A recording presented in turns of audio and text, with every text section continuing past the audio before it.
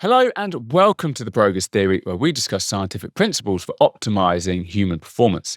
I am Dr. Phil Price, and on today's episode, we are joined by physiologist and researcher at Northumbria University, Dr. Tom Jones. Now, in the last season of the Progress Theory, we really focused around hybrid training and the combination of strength and endurance training. Well, Dr. Tom Jones has done a lot of work in concurrent training research, and in this episode, we discuss what the interference effect is and how we can manipulate certain training variables such as modality, training volume, training intensity, in order for us to minimize the interference effect as much as possible. As always, follow the Progress Theory on Instagram, YouTube, and check out all of our other episodes. Here is Dr. Tom Jones. Right, Tom, thank you for coming on to the Progress Theory. No worries. I'd like to be here. Yeah, thank you so much. Obviously, I know you from a lot of your work, and obviously we know a number of people that we've worked with before. Obviously, a big shout out to Jamie Talent. I'm sure you'll love that little shout out to himself there. Obviously, I've read all of your work in terms of concurrent training. I'm a bit annoyed we've given him that. yeah, of course. I will let him have it.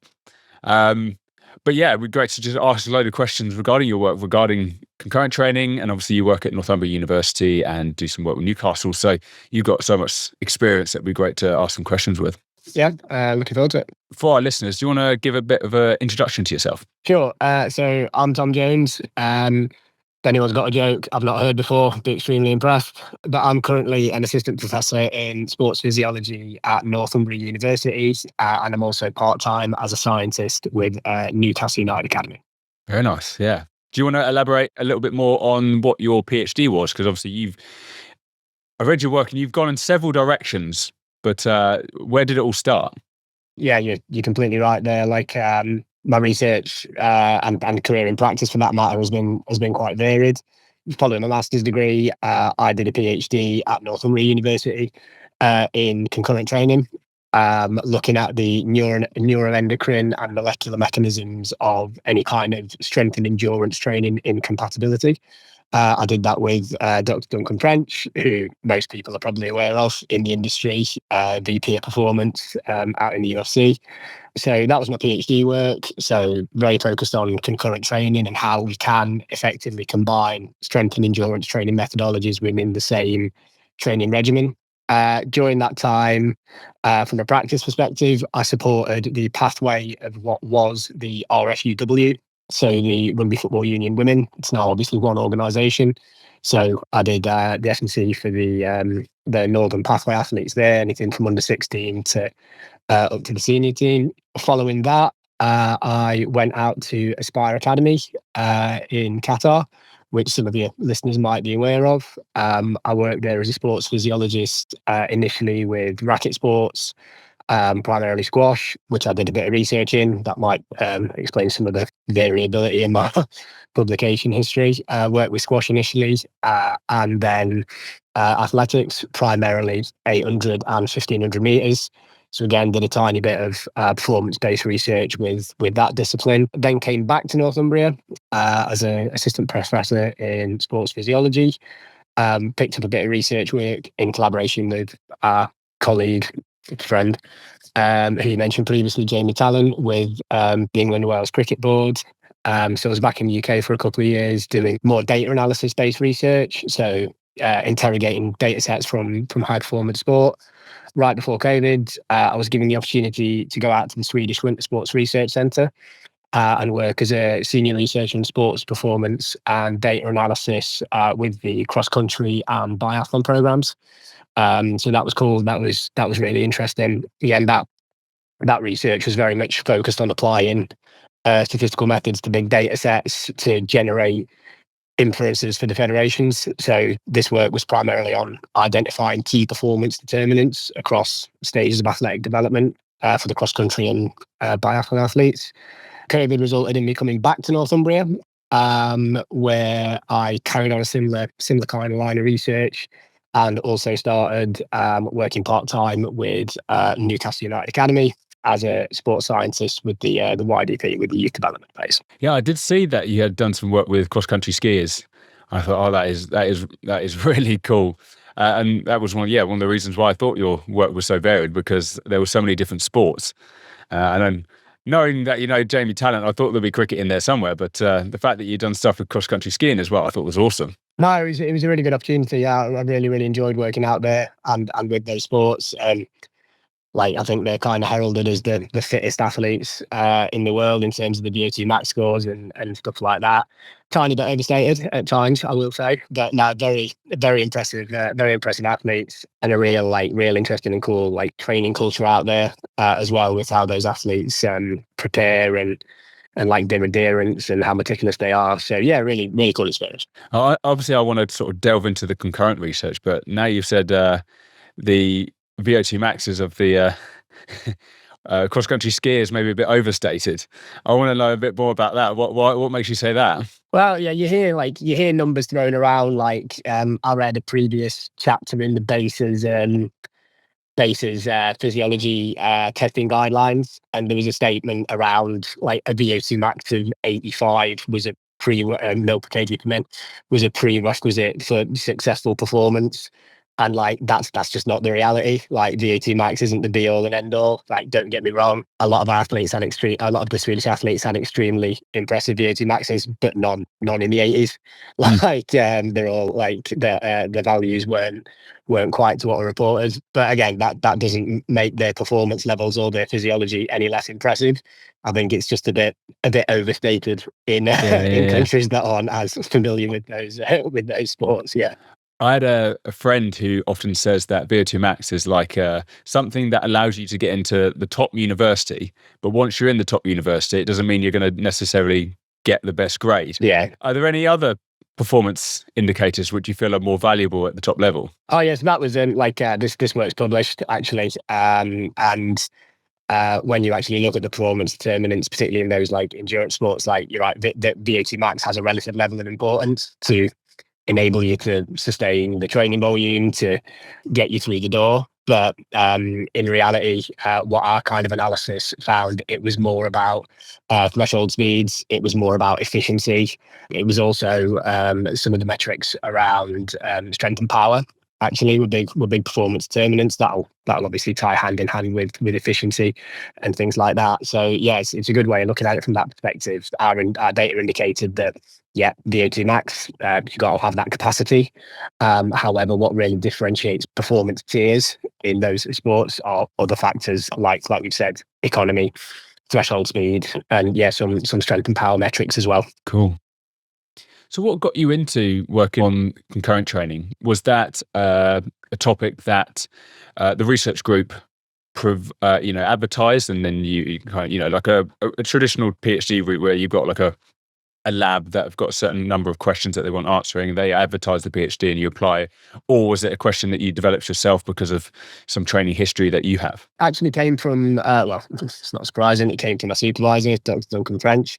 In a bit of a roundabout way, to be totally honest. The PhD I interviewed for was titled something along the lines of resistance exercise, stress, mechanisms, adaptation, etc. So really, really broad title. So to prepare was quite difficult. Just read basically everything I could around strength training adaptation and things like that. That was my kind of interest anyway. So nothing about concurrent training was mentioned in the advert or anything like that. However, right at the end of my interview, Duncan asked, "What can you tell me about concurrent training?" To which I went a bit of a blank, and I must have done a good enough job of blagging it because I got the position. But it wasn't really something at that time that I'd thought a lot about, or that I'd really put a lot of study into or anything like that. Whereas at the time, Duncan was both working at Northumbria and also supporting Newcastle United first team as an S&C practitioner. His kind of thought and the conversations we had around, okay, how much endurance work can my players get away with before it starts having any potential negative impact on strength adaptation?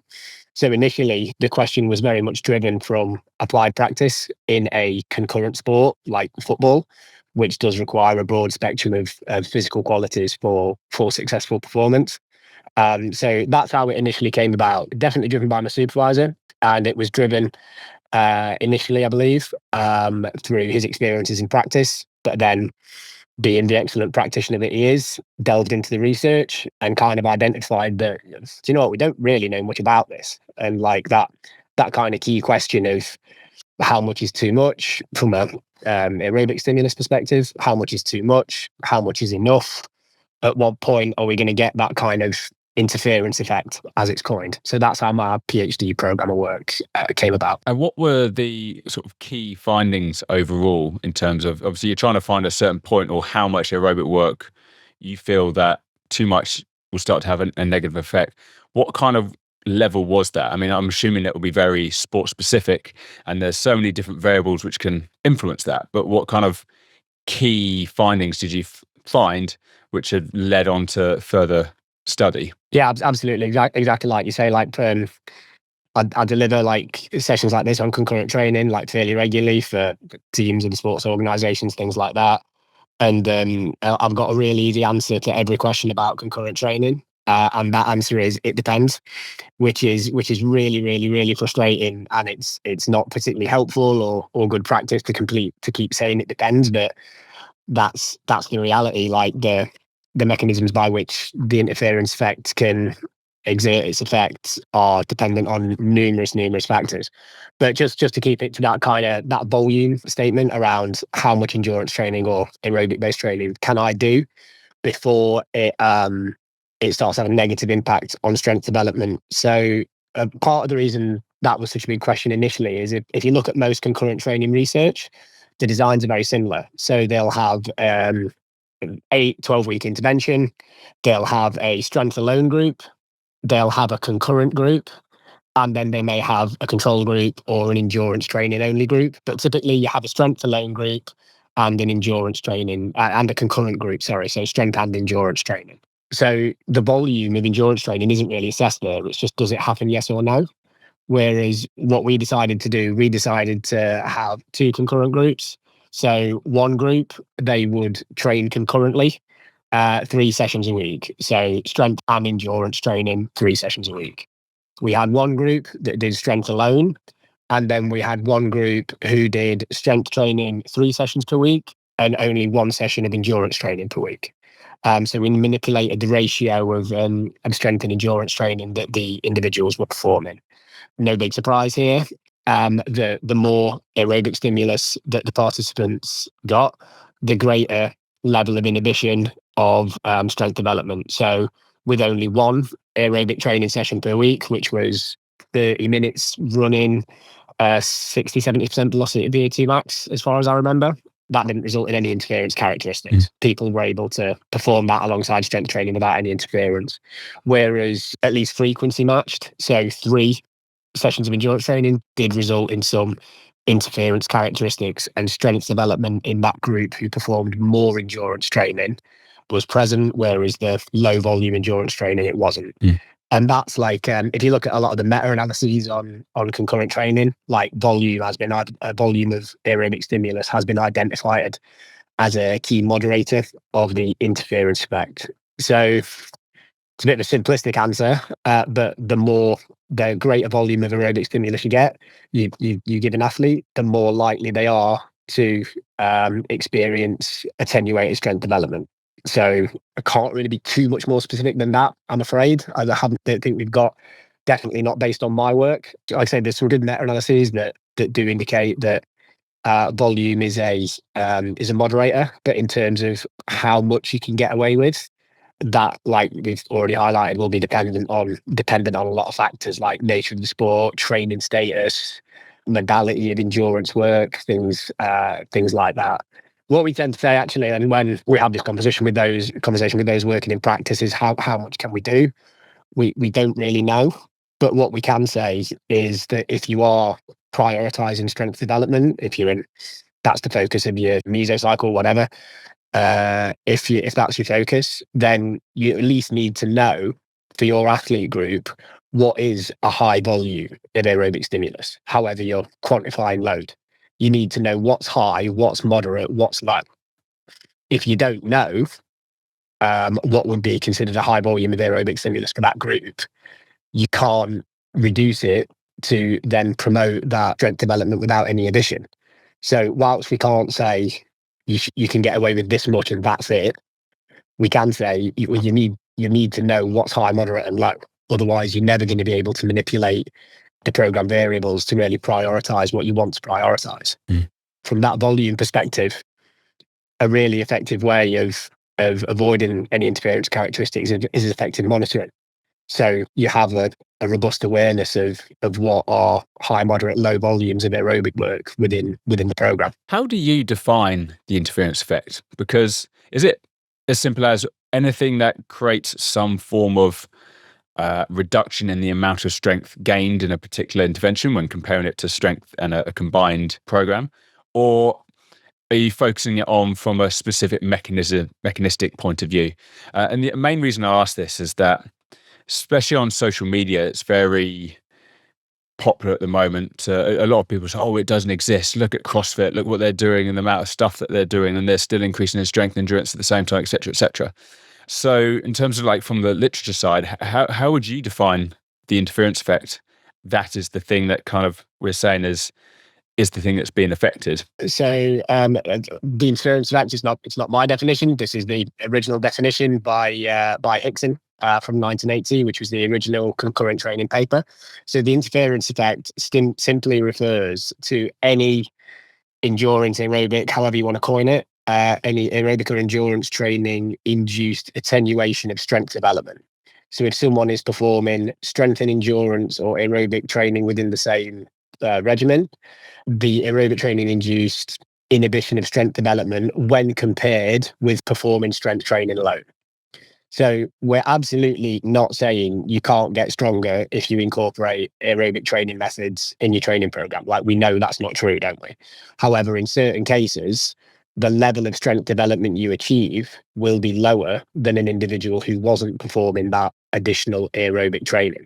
People who, like you're saying online about it's a myth, it doesn't happen. Like, then I wouldn't say it's a myth. Like, it's not incorrect, but I'm going to get my numbers slightly wrong here because I did a scan of I did an evaluation of the literature a few years ago, so the numbers aren't going to be completely correct. But in terms of concurrent training studies, so studies that have examined the interference effect and had a concurrent training condition and a strength training alone condition, about 40% of those studies report some form of interference characteristics. Okay, so 40% of training studies in that concurrent training design do report interference. So it's not a myth; it does happen. There's demonstrable empirical evidence that it can happen. But that also means 60% of studies who've investigated concurrent training in the interference effect have reported no interference whatsoever. So it tells you a couple of things there, right? Like, it tells you, A, it can happen. B, it can also be avoided. And the way I kind of look at it, I think the realities of it in a lot of cases, it happens when you get your programming wrong. Good practice, good programming, rigorous, well thought out programming. It's actually not particularly difficult to avoid that interference effect, which is why, like people online and like you've highlighted there, you do get athletes who develop, or that what's the new cool thing, hybrid athlete or whatever. You do kind of develop those aerobic and endurance-based characteristics alongside strength and power characteristics like CrossFit, etc. So, like, you absolutely can train concurrently and still perform really well for your sport and still develop strength. But there are things that we do need to consider to avoid that interference effect. With the CrossFit example as well, if you think about like CrossFit as a sport, it's a concurrent sport, isn't it? It's not you can't only have those strength and power neuromuscular characteristics to be a successful CrossFit athlete. Okay, you've got to also have like the metabolic elements and to perform well there. So it's a concurrent sport. So of course, like, the interference effect isn't particularly relevant to CrossFit because it's a concurrent sport. However, if a CrossFit athlete wanted to get really, really strong, or maybe improve their strength sports or their strength skills, I'm not mega into CrossFit, so I'm probably using all the wrong terms there. That athlete might want to be mindful of the volume of aerobic metabolic stimulus that they undertake during that block, that they really are targeting those strength and power characteristics. Completely agree. I remember originally when the term of interference effect kind of got popular online, people would throw mTOR and AMPK. I don't think people fully understood those terms, but they like to throw them around. And the reason I want to ask is because I know one of your studies, you did some look at the molecular, especially acute signaling pathways. And one thing you found, I think you were looking at the effect of moderate aerobic intensity versus high intensity aerobic training in two combined interventions, and trying to find if there was a difference in the molecular signaling from that. And I think the overall conclusion from that, you didn't really see that much of a difference in terms of the elevation of mTOR and AMPK, or it certainly wasn't indicative of, like, as soon as you start endurance training, it's like, oh, mTOR just shut off, that type of thing. Would you be able to provide a bit more light on your findings there, or your experience with looking at the acute molecular signaling when it comes to concurrent training? Yeah, absolutely. And you're 100% right. That was the, well, if concurrent training can ever be sexy, the mTOR AMPK axis was like the sexy thing in concurrent training for a while. And I completely understand why, because it's a really nice, clean idea, right, to explain this interference effect. So just to kind of start at the beginning, we've got two signaling. I'm not a molecular biologist by any stretch at all, so if there are any inaccuracies with what I'm saying, I'm sure there will be, but I'm not purporting to be an expert in this at all. But my understanding of it is we have two pathways. The mTOR pathway, mammalian target rapamycin, responsible for protein synthesis, will be activated in response to strength, hypertrophy training stimulus, protein synthesis. We have the AMPK pathway. The AMPK pathway, as I understand it, kind of acts as a metabolic fuel gauge, if you like. So it's a pathway that will try to conserve energy to enable us to keep performing for prolonged periods. So the thinking here was that mTOR, that protein synthesis based pathway, that's an energy consuming pathway, right? To elicit protein synthesis, that's energy consuming. That's quite high energy demand.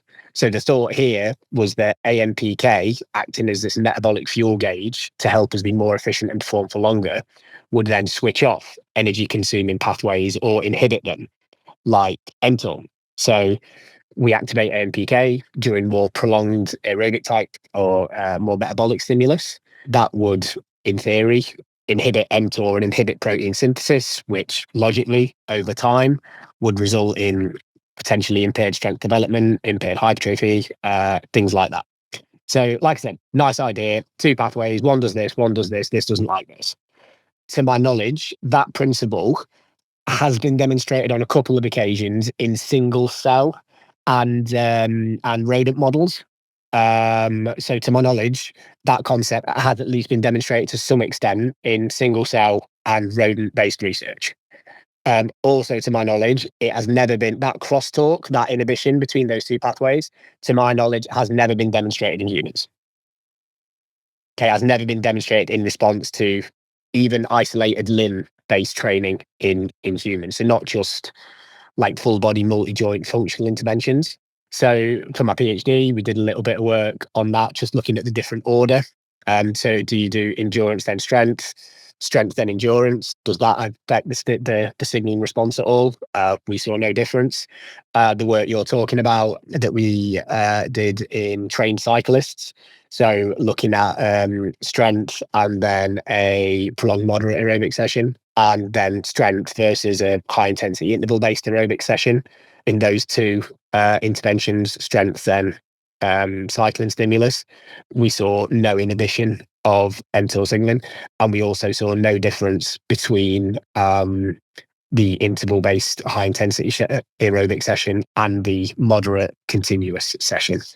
So, like I said, I completely understand why people did get quite excited about that, but evidence-based practice, right? We should go off what the evidence is telling us on that mTOR AMPK axis. And again, to my knowledge, there is nothing remotely sound enough in humans that indicates it's something that should be considered when we program and when we consider the order of strength and endurance training. And that's really, really interesting. Well, what further research do we need to know about it to fully understand it more? Or do you think actually the research so far for evidence-based practice is not showing any type of interference here? So is it a dead end and we need to look at other mechanisms which could contribute to the interference effect? Yeah, there are, and so there aren't too many like training studies. So a lot of the signaling work, like you've highlighted already, is in response to single sessions or in response to a really acute intervention, maybe like 4 weeks or 4 to 6 weeks or something like that. There are a few longer training studies, but again, they haven't demonstrated or provided enough information to say, okay, any interference is attributable to impaired mTOR signaling. When you're talking about like these signaling pathways, like it's influenced by a lot of stuff, right? It's influenced by diet, so you can control diet as well as you can. Like in fact, I think that's one of the key strengths of our work with the cyclists. So the strength-based session followed by either the high-intensity interval or moderate session. I didn't run that study or hands-on on the ground, but the PhD student who did, he literally gave the participants all the food they were allowed to consume for the whole duration of that intervention, both the acute study and the training study. We saw no difference in either, but we were at least there able to really tightly control dietary intake, which is going to have a really notable influence on those pathways, which a lot of studies who have done that haven't been able to do and haven't done. So there's different aspects there. But you've also I also think particularly when we were using methods like Western blot to try and detect those subtle changes in phosphorylation of a protein in response to this stimulus versus that stimulus. Like speaking to, we shared an office when we were PhD students with researchers from applied sciences who were using Western blot to detect presence or absence of a protein. Is it there? Is it not?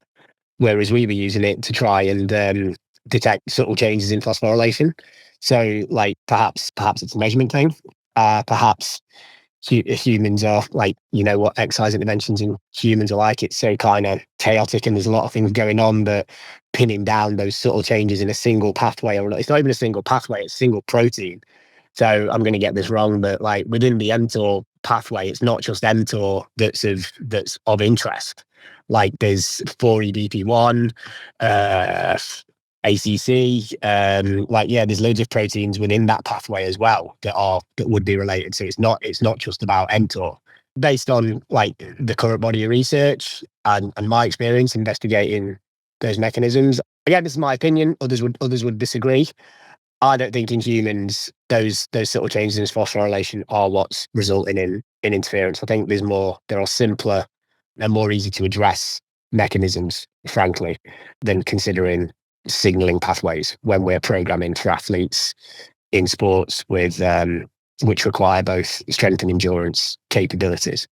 What mechanism do you think they are? Do you think it's more linked to fatigue? Yeah, that's a really common and simple one, right? And I think that's why volume has been volume of aerobic stimulus has been identified as a key moderator of the interference effect. I think it's performing strength training under the presence of residual fatigue. So if we're really trying to target max strength, get that really high neural stimulus, those high-end neuromuscular adaptations, if we're doing that with the fatigue central nervous system from high volumes of aerobic training, we're always going to be training suboptimally. Whereas if the athlete was able to perform that type of training without that presence of residual fatigue, greater CNS output, greater intent in the rep, potentially greater velocity of movement, we know we're getting enhanced adaptation, right? That's simple. Like the more intent you lift with, the better quality you lift with, the higher that CNS drive, the better strength adaptation you get. And it's difficult to do that in the presence of residual fatigue, particularly in the lower limbs. If you look at, there's some evidence that in terms of endurance training modalities, running is the biggest elicitor of that interference effect. Tends to be not quite as severe with modalities like rowing or cycling. It's been speculated that that's potentially due to that more mechanical loading associated with limb-based aerobic activity. that will result, again, that residual fatigue that's going to impair performance during strength training. So linking, especially with fatigue and residual fatigue, because that's going to be very determined by how you create your training week, for example. And you said earlier that one of the key things that leads to an interference effect is poor programming. What would your recommendations be for anyone that is trying to balance their strength and endurance training and is trying to minimize any interference effects as much as possible? Sure. I say this to our students all the time, and they get sick of it. Like, what are you training? Like, if like we've already talked about it with CrossFit being a concurrent sport. Like, that's what makes CrossFit athletes so impressive from some perspective. Like, they've got to be good at everything. They've got to be strong, athletic, strong, metabolically really well conditioned. For sports like that, you could argue, do you even want to, like, you're not training powerlifters? Do you even need to consider the interference effect? General advice across most sports would be just be really, really clear about what the aim of that training block is. So if the aim of that training block is to improve fatigue resistance, you don't need to think about the interference effect. It's not relevant. Okay, if the aim of the training block is to improve anything other than max or speed strength, so anything kind of on the strength speed continuum, anything from kind of max strength up to those more explosive strength characteristics, unless you're training any of those, it's not something you need to consider. This is something that I'm often questioned on when I'm giving this kind of information to those working in sport. Is like, well, we've got to play football. We've got to play rugby. We've got to get the guys or girls on the pitch. It's like, yeah. I don't mean all year when we're talking about maybe lowering the volume on low intensity aerobic work. I'm talking about specific mesocycles where your priority is max strength development or speed strength development. Then we need to make sure that the training methods employed to elicit those adaptations that you're looking for are done without the presence of that residual fatigue, those residual fatigue mechanisms. So you're training those methods suboptimally in a block where that's your priority.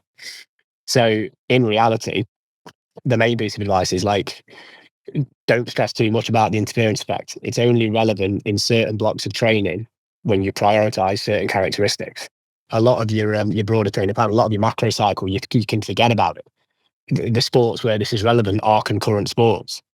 Even like rugby union, which is a fairly intermittent sport, probably more strength and power based than something like rugby league, which is more continuous, and football without the collision element.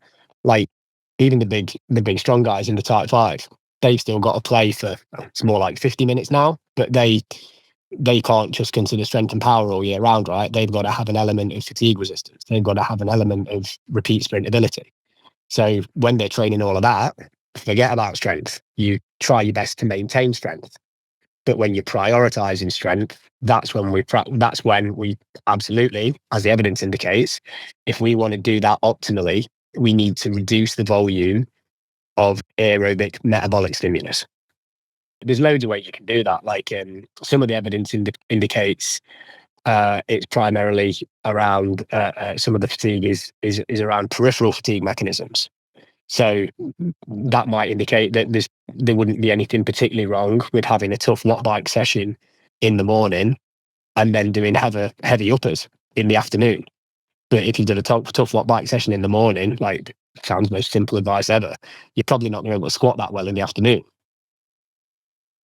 Whereas if it's those peripheral fatigue mechanisms, like a short, sharp, intense session, then your bench press is likely to be unaffected. It's not specifically concurrent training research, but there's evidence from fatigue is not really a huge strength of mine, but there's research from that peripheral central fatigue mechanism research that indicates that, yeah, there's things you can do like that to still hit what you need to hit and avoid that interference effect. What are the common mistakes you're seeing people do regarding programming for concurrent training? Because it sounded like, obviously, you work with Newcastle and you've worked with a number of different sports, and I get the impression that people have been making similar mistakes when it comes to organizing their training week to try and maximize these mesocycles. What are the common ones? Are there? Is it just that the training volume of one quality just happens to be too high and they haven't monitored it properly for that particular athlete, that it then negatively affects the quality that they actually do want to focus on in that particular mesocycle? Yeah, sure. Do you know what the most common mistake, and this isn't to criticize any like technical coaches or anything like that. It's the job of the sports scientists and S&C practitioners to educate them. It's a lack of appreciation from some coaches around. Okay, so we're doing team training this afternoon. It's going to be a skills session. Like, this isn't necessarily specific to any sport. It's a skills session. That's not really training. That's an easy session. You think about what that is physically. That's up to 90 minutes on your feet, low intensity aerobic stimulus. So high volume, low intensity, continuous aerobic stimulus. When you look at the evidence, that is the most likely stimulus to result in interference characteristics. Okay. But that session isn't perceived in any way as a physical session. It's a skill session. They're not doing anything. Well, they are. Like, they are. They're probably, like, think about heart rate zones. They're probably zone 2, pushing up to zone 3 sometimes for most of that session. And it's the lack of appreciation of what a session like that will have on the goal of that short training cycle. So during a max strength block, if that's what's happening on pitch, that long prolonged stimulus on pitch, on court, like, this isn't specific to any sport. It's the lack of understanding of what technical training actually looks like physically. There were some good examples from this in racket sports, when we were working with a few players those who worked in squash and racket sports will know this better than me, but like, the ability to lunge quickly and get back into position is really important. Like, lunge velocity was one of our important, like, performance indicators. If we're trying to improve that with an individual, but then they're on court for really high volumes in the week on their feet, oh no, it's just technical. This player's been on his feet all week continuously, excelling, decelling. Like, yeah, okay, it's not match play, it's not super high intensity, but like, load, right? It's volume multiplied by intensity. So the volume's really high, even though the intensity is low. That is still fatiguing. So the biggest mistake I've seen in concurrent sports is a lack of appreciation for what technical training actually does to the athlete physically. So it's not so much like S&C practitioners, like, people are aware of this. People know, like, S&C practitioners know you need to consider that residual fatigue mechanism. So I don't for a minute think during a max strength block, everybody's absolutely battering their athletes in the morning and then expecting them to do a high quality lower body strength session in the afternoon. Like, I don't think that happens. Like, I think people are more clued up than that, and they know what they're trying to achieve in their program. But what I've seen most is, that lack of understanding is the wrong word. That's too harsh. Like, the lack of appreciation for what technical sessions do physically to the athlete, if that makes sense. No, certainly. Yeah, I always find it weird why, when people are looking at their training week, especially in professional sport, surely you just can't have this head of like, well, these are the sessions I'm running, so these are the sessions I can only account for when it comes to like the fatigue that gets added onto the athlete. Like, they do so much more. And we need to think much broader when it comes to the concurrent, because if concurrent training is all about adding 2 different types of training and how that affects the athlete, well, they're doing a load of other stuff as well. Like, that needs to be also considered. That's the thing as well. Like, so concurrent training, primarily it's focused on contrasting training methods. So endurance, strength, like the strength and endurance continuum, it's focused on contrasting ends. But literally, like, what concurrent training means is just training for more than one physical quality within the same regimen. So it's not necessarily strength and endurance. Like, they're the most contrasting. So that's what the research is focused on, the 2 most contrasting elements of that strength and endurance continuum. But like, literally all concurrent training means is training more than one thing at once, which, like, you're going to have to do in sport, right? You've got to improve things concurrently.